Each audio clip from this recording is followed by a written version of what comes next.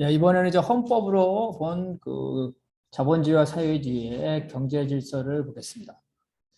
먼저 이 경제 질서 혹은 이제 경제 체제인데요.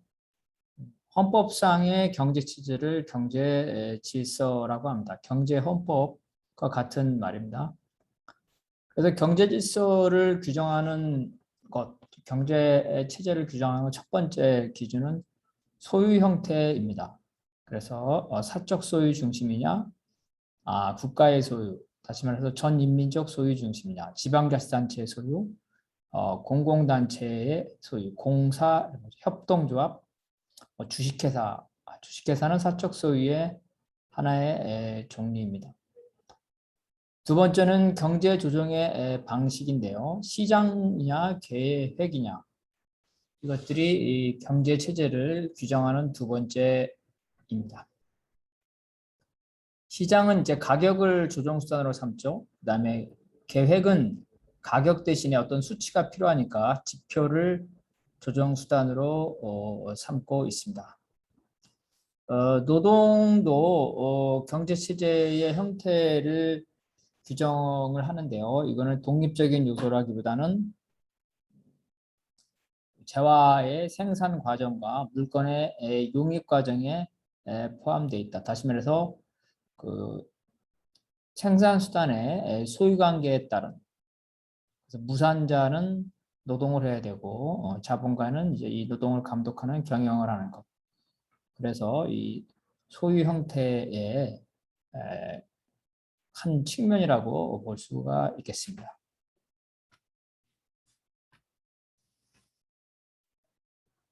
먼저 자본주의 경제 질서에서 가장 일반적인 그 수정 자본주의를 보겠습니다.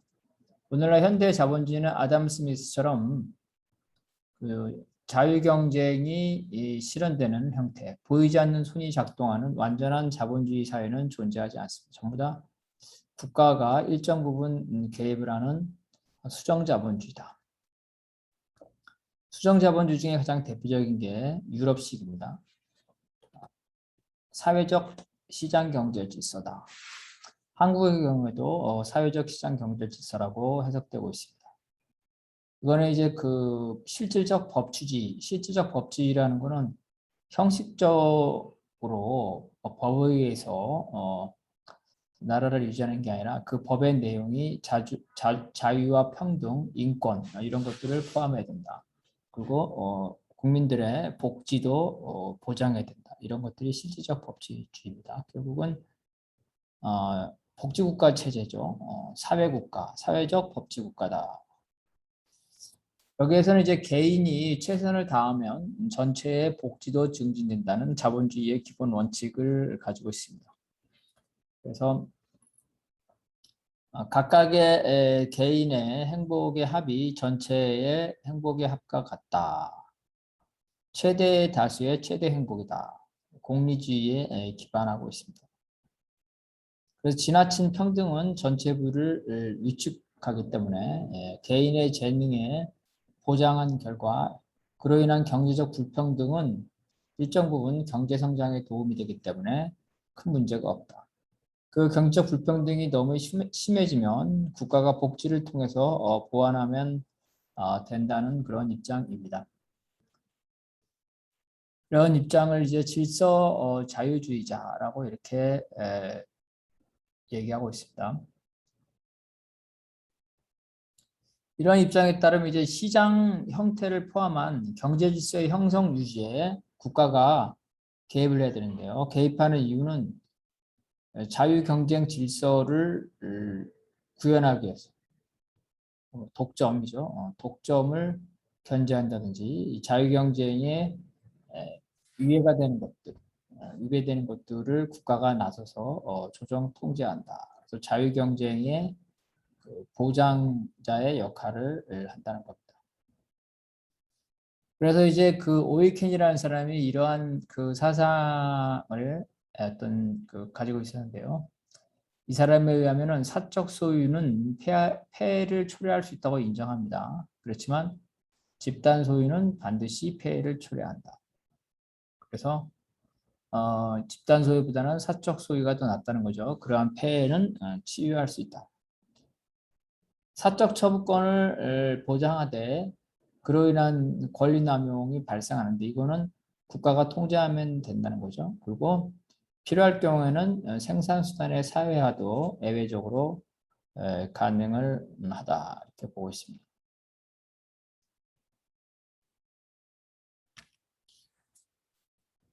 이러한 사회적 시장 경제 질서는 이제 서독에서 그 보수 정당인 기민당이 최초로 주장을 했습니다. 예.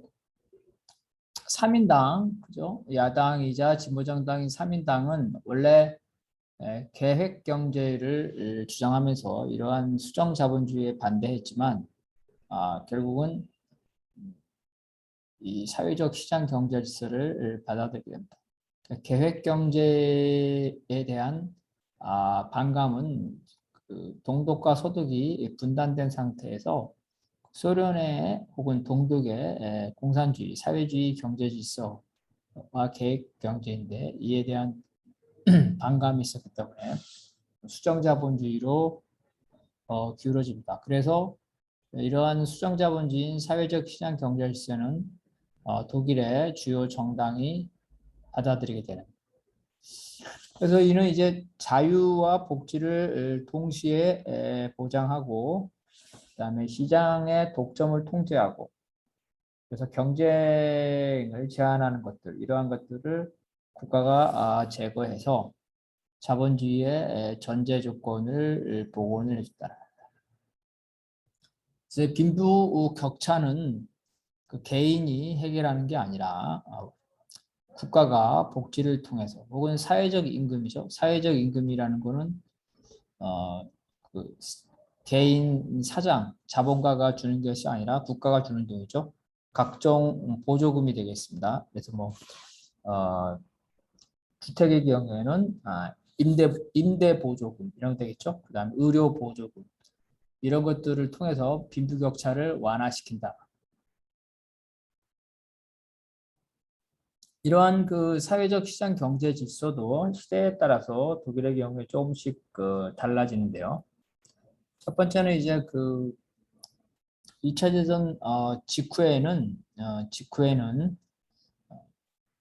경제에 대한 직접적인 개입을 자제하고 자유 경쟁이 훼손됐을 때만 국가가 예외적으로 작동하는 그러한 형태로 그래서 친자본주의적 소극적인 입장을 가지고 있습니다. 그러다가 이제 1960년도 이후에 경기 불황이 되면서 수요를 강조하는 이제 케인즈적 경제 정책이 되죠. 그리고 여기에서 수요 중에 가장 중요한 수요가 국가의 재정입니다. 세금을 걷어서 그 세금을 어떻게 쓸 것인가. 세금을 얼마나 걷고 세금을 어떻게 쓸 것이냐의 문제가 되면서 경제 계획과 국가의 통제가 강화됩니다. 그래서 케인즈적인 경제 정책 하에서 수요 관리 정책 이렇게 되면서 국가의 개입이 좀 더 강화되는 그러한 시기라고 볼 수가 있겠습니다. 그래서 이 시기에는 회계의 역할이 좀 더 강조가 돼서 가능한 한 경쟁을 보장하고 필요할 경우에는 계획도 할 수 있다. 그래서 그 결과 그 미시적인 결정이라는 거는 이제 기업이라든가 그 다음에 가게라든가 이러한 일반 개인들의 결정 이런 것들은 이제 개별 주체에 맡기죠. 주로 소비재가 그러겠죠. 중요한 것이 지표, 재정이 되겠습니다. 재정. 국가의 세금을 어떻게 쓸 것이냐. 이제 그다음에 금융 정책. 이러한 것들은 이제 국가가 개입하게 되는 문제입니다. 그래서 이러한 국가의 개입은 목표가 있는데요. 일단 적절한 경제 성장을 하도록 독려하고 그다음에 물가 안정 그리고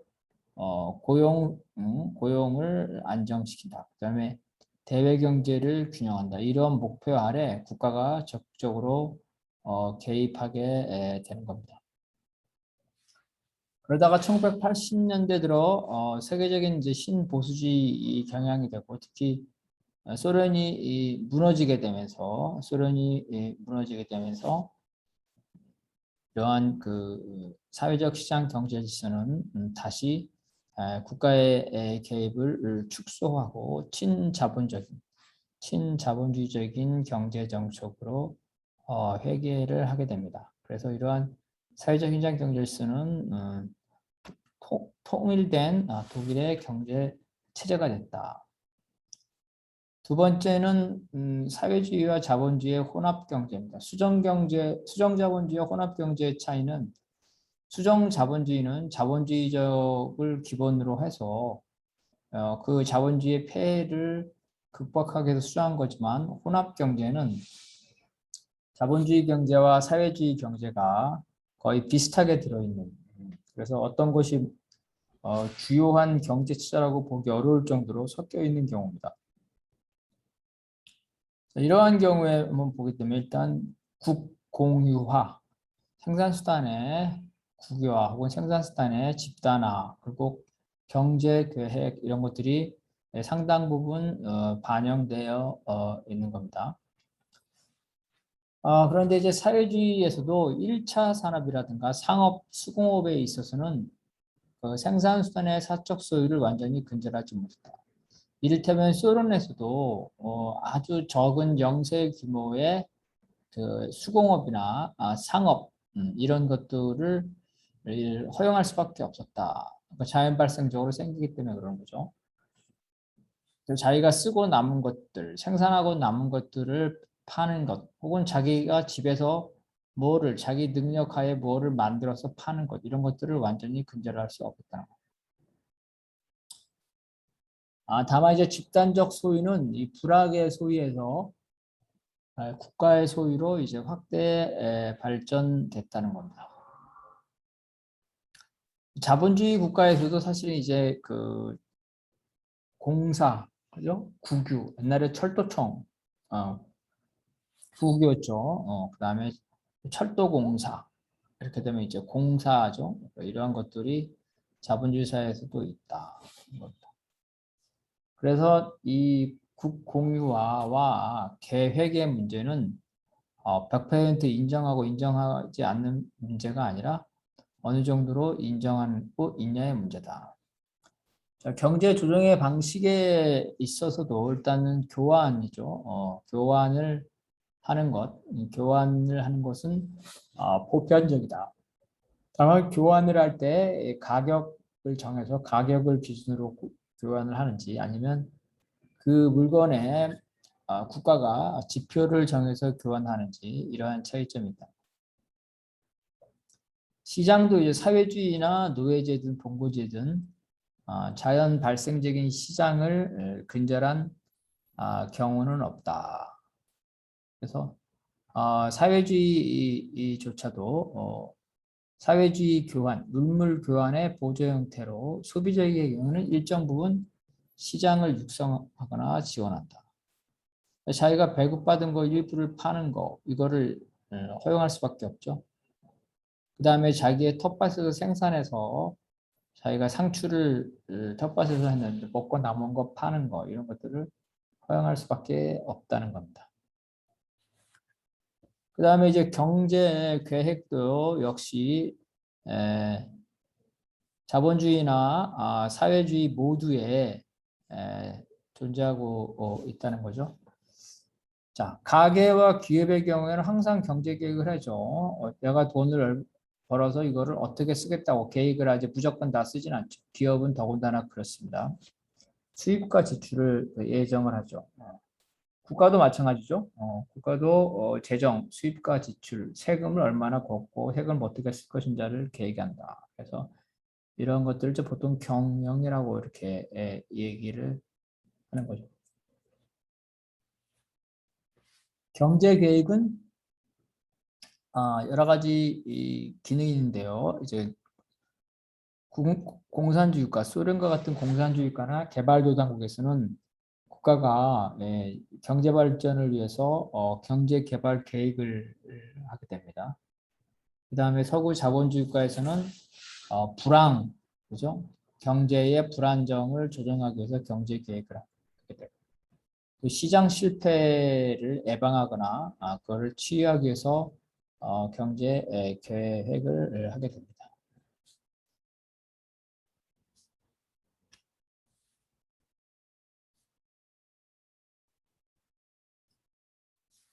그래서 경제 계획은 이제 그 사회주의 국가에서 하는 경제 계획은 명령적 계획이다. 구속력이 있다는 거죠. 강한 구체적인 구속력이 있다. 구소련의 고스플랜. 그래서 국가계획위원회에서 5개년 계획을 책정하고 실시했다는 거죠. 이건 직접적인 효력을 가지고 있다. 자본주의 사회에서는 이러한 계획이 직접적인 효력이 있는 게 아니라 국가의 경제 정책의 방향을 잡는 간접적인 효력을 가지고 있다.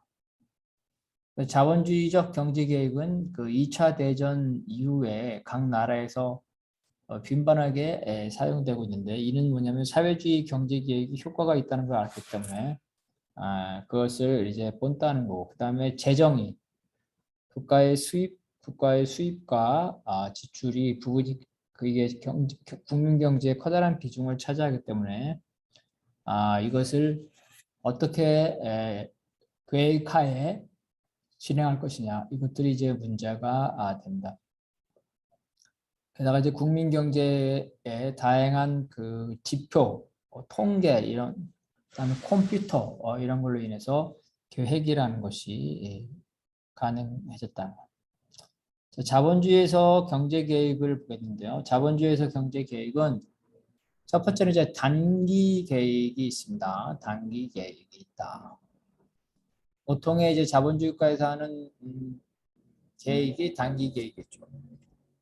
국민 경제 예산입니다. 예산. 1년 동안에 돈을 어떻게 세금을 걷고 그 세금을 어디에다 쓸지, 이게 단기 계획이죠. 중기 계획은 뭐 4개년 계획, 5개년 계획. 그렇죠. 한국의 경우에도 5개년 경제 계획이 있었죠. 장기 계획은 이제 산업 구조를 전반적으로 바꾸는 것, 아니면 국토 개발을 하는 것, 이런 것들이 장기 계획이었다. 한국도 4차례에 걸쳐서 5개년 경제 개발 계획이 1962년 이후에 추진됐다. 결국은 이제 사회주의 국가는 물론 자본주의 국가에서도 국가의 경제 계획이 어느 정도 있기 때문에 아담 스미스가 말한 그러한 완전한 자유시장, 국가가 개입하지 않는 자유시장은 실제로 존재하지 않는다. 그 이유가 여러 가지가 있지만, 일단 공공재의 경우는 시장 실패가 항상 있기 때문에 국가가 개입을 해야 된다. 도로, 그죠? 일반 도로 누구나 다 사용하고 있는데 그것을 대가를 지불하고 있지 않다. 그죠? 그래서 이런 것들은 민간에게 맡길 수 없다. 공원, 그죠? 공원은 돈을 들여서 져야 되는데 이것도 역시 민간에게 맡길 수 없다. 그리고 국가가 개입을 해야 된다. 그 다음에 시장이 제대로 작동되지 않는 경우, 예를 들어서 우박이나 설인으로 인해서 농작물의 피해가 심한 경우, 갑자기 가격이 폭등하죠. 이럴 때에 국가가 비축량을 방출해서 가격을 통제하는 것, 이런 것들이 필요하다. 빈부격차가 너무 심할 경우에도 역시 경제개혁이 필요하다. 그래서 야담 스미스가 말한 자유경쟁은 현실에서 존재하지 않는 추상적인 모델뿐이라는 거죠. 그래서 자본주의에서 항상 이러한 자유경쟁을 잘 작동하기 위해서는 국가가 항상 개입해야 된다. 그리고 국가가 개입하는 목표가 있는데, 그 목표는 경제 성장, 그다음에 국민들의 고용이죠. 소득을 보장하는 것, 가격 안정, 그다음에 국가 재정 수지 균형, 무역이죠. 수입과 수출이 균형을 갖도록 하는 겁니다. 자본주의에서 이제 경제 계획이 강화되는데, 단순히 자본주의에 보조하는 게 아니라 자본주의를 대체하는 강력한 경제 계획이 자본주의 국가에서도 이루어집니다. 전시자본주의나 파쇼체제죠. 전시자본주의 때는 자본주의에서도 배급제를 하게 되죠. 그다음에 파쇼체제에서는 국가가 기업에 대해서 강력하게 개입을 하거나 기업을 국유화로 하게 됩니다. 그래서 이러한 경우에는 중앙집권적 계획경제를 하게 되죠. 사회주의의 계획경제와 유사해진다. 그래서 이와 같이 경제는 자본주의 경제도 사회주의처럼 생산수단의 사회화나 국가의 계획이 증가하고 있고 사회주의 국가에서도 자본주의처럼 시장, 그죠? 시장의 역할이 증대하고 있어 이런 혼합 경제적 성격을 갖고 있어서 자본주의 시장 경제와 사회주의 계획 경제가 상대방으로 접근하는 수렴 현상이 있다고 평가를 하게 됩니다. 어떤 입장에 의하면은 자본주의 경제와 사회주의 경제는 결국엔 서로 만날 것이다. 현실에 있어 그럴 수밖에 없다 이렇게 주장을 하는데요.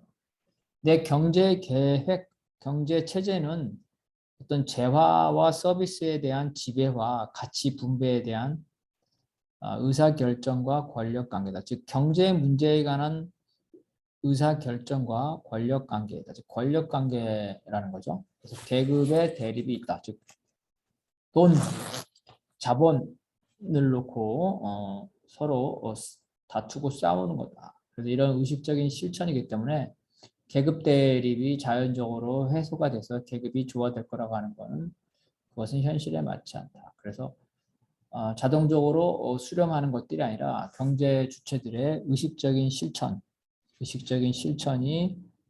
대립적이냐 아니면 조화적이냐 여기에 따라서 달라질 거다. 혼합 경제의 사례에서 독일에서는 이제 바이마르 공화국, 바이마르 공화국이 어, 혼합 경제의 성격이 있는데 이제 소유권에 대해 강력한 의무를 주고 그래서 이러한 재산에 대한 수용이 있고 그다음에 이제 토지 개혁에 관한 부분. 그래서 개인 기업을 필요에 따라서 몰수할 수 있고 그다음에 국가 경제 평의를 통해서 다양한 계급들이 경제에 관한 문제를 논의하도록 하고 있다.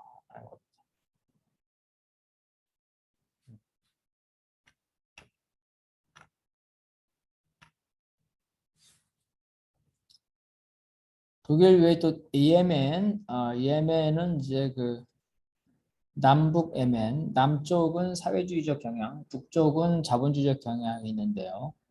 또 이 두 남북 예멘이 통일헌법을 만들었는데요. 자, 남예멘은 사회주의이니까 당연히 계획경제 중심이었는데 북예멘은 자본주의였지만 이슬람 공화국, 다시 말해서 이슬람 사회, 이슬람 공동체가 있기 때문에 이러한 이슬람 공동체적인 그 경제의 특성이 있었다. 그래서 혼합 경제의 성격이 강했다는 거예요. 그래서 정의와 자유에 입각한 호혜의 원칙이 사회의 기초다. 자유 경쟁이 아니라는 거죠. 그리고 국가는 코란과 법률을 통해 공적 자유와 사적 자유를 보장한다고 규정을 했다. 그래서 남북예멘 모두 특히 북예멘은 자본주의였지만은 이슬람에 따라서 혼합 경제적 성격이 강했다. 예멘이 통일됐는데 그 통일 헌법에 있어서도 역시 혼합 경제가 강합니다. 이슬람의 사회 정의, 국가 경제 원칙이고 국가가 전반적으로 경제 관계를 조정하게 되어 있다. 이탈리아 헌법도 그런데요. 개인의 대규모 토지 개발과 소유를 제한하고 있다. 그 개인이 성남시 대장동처럼 산이나 논밭을 몇 천만 원짜리 이 평당 뭐 몇백만 원, 심하면 강남 몇 천만 원이겠죠. 이런 택지 개발을 제한을 한다. 그리고 기업을 경우에 따라서 몰수를 하고 은행을 규제하고 협동조합을 육성하는. 그래서 이탈리아가 역시 이런 혼합 경제적인 요소를 많이 가지고 있다. 공화국의 경우에 에, 혼합 경제적인 요소가 가는데 이거는 왜 그러냐면은 계급 간의 대립을 완화시켜서 계급 간의 조화, 계급 연합을 위하여 국가가 경제를 직접적으로 통제해야 한다. 민족의 단결을 위해서 그렇다는 거죠. 그래서 국민들의 경제적인 욕구 충족을 국가가 건국 당시에 해줘야 되기 때문에 이러한 통제 경제다. 1947년 대만 헌법이 역시 마찬가지였다는 거죠. 토지를 균등하게 소유하고 사적 자본을 규제한다. 그리고 이제 독점적 성격의 사업은 국가 운영이다. 공용사업, 공공적 성격. 중요한 거는 공공 성격이 아니라도 독점적 성격은 국가 운영이 필요하다. 독점적이라는 건 대규모로밖에 할 수 없는 것. 뭐가 있을까요? 유전 개발 뭐 이런 거 있겠죠. 유전 개발. 또한 이제 은행도 보통 사람을 위한 금융기관을 설립한다. 이렇게 되어 있었다는 겁니다. 자, 한국 헌법의 경제 조항을 한번 보겠습니다.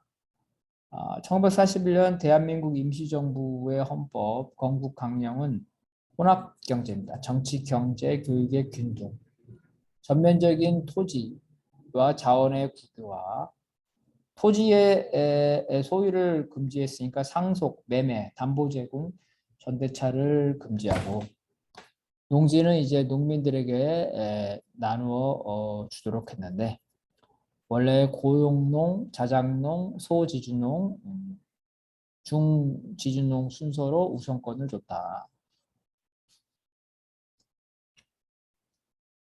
중소기업은 이제 개인기업이지만 나머지 운수, 은행, 교통 이런 것들은 공공산업은 물론 대규모의 농업, 공업, 심지어 인쇄, 출판, 극장도 국유로 했다는 것. 고리대금과 개인의 어떤 그 고용 농업을 금지를 했다. 제헌헌법도 임시정부 헌법에 영향을 받아서 혼합경제적 성격을 가지고 있습니다. 대한민국의 경제 질서는 모든 국민에게 생활의 기본 소요를 충족한다. 사회정의의 실현과 균형 있는 국민 경제의 발전을 기록한다. 그러니까 다시 말하면 자유경쟁이 최우선 목표가 아니라는 거죠. 그래서 개인의 경제상의 자유경쟁은 그러나 한도 내에서 보장된다. 중요한 천연자원을 구비로 했고 농지 분배, 그 다음에 공공성을 가진 기업을 사회했다. 국영 혹은 공영을 했다는 겁니다. 그래서 이러한 것들을 볼 때 제헌헌법은 혼합경제적 성격이었다는 거고 계획경제 자체는 아니었지만 경제 계획이 상당 부분 들어있었다. 그래서 이거를 사회국가적 경제질서 혹은 통제주의적 경제질서라고 볼 수 있다. 이러한 이제 경제 질서에 관해서 아까도 말한 것처럼 순수한 자본주의나 순수한 사회주의 경제 질서는 현실에서 존재하지 않는다. OECD가 이제 그 보고서에서 경제 모델을 했는데요. 시장 경제 모델에서는 미국의 소비자 주도형, 프랑스, 일본의 행정 관리형, 독일과 북유럽의 사회 시장 경쟁 모델을 제시했습니다. 한국의 경우에는 헌법 자체는 사회적 시장 경제이기 때문에 유럽의 사회 시장 경제 모델이지만 현실에 있어서는 일본이나 프랑스 같은 행정 관리 주도형이다. 그리고 헌법이 제대로 그 헌법 내용대로 구현되고 있지 않다. 헌법 자체는 그 자본주의의 문제점에 대해서 많이 이제 개량적인 것들을 많이 있지만 현실에서는 그렇지 못하고 있다. 그래서 현재 헌법을 보게 되면 헌법 119조가 경제조항의 일반 원칙을 하고 있습니다. 개인과 기업의 경제적 자유와 창의를 존중한다. 즉 자유경쟁이죠. 이거를 존중하고 다만 국민 경제의 성장, 소득 분배 이러한 것들의 제한 내에서 국가가 개입을 할 수 있다는 규정이 들어있다. 결국은 수정 자본주의고 사회적 시장 경제 질서로 사회적 법치 국가다. 그래서 국가의 애외적인 계획과 애외적인 몰수, 천연자원에 대한 국유화, 공익 목적을 위한 개인 기업의 국유화, 사유화 규정을 둘 수가 있다. 또 경제 계획을 자문할 수 있는 경제과학 자문기구도 두고 있습니다.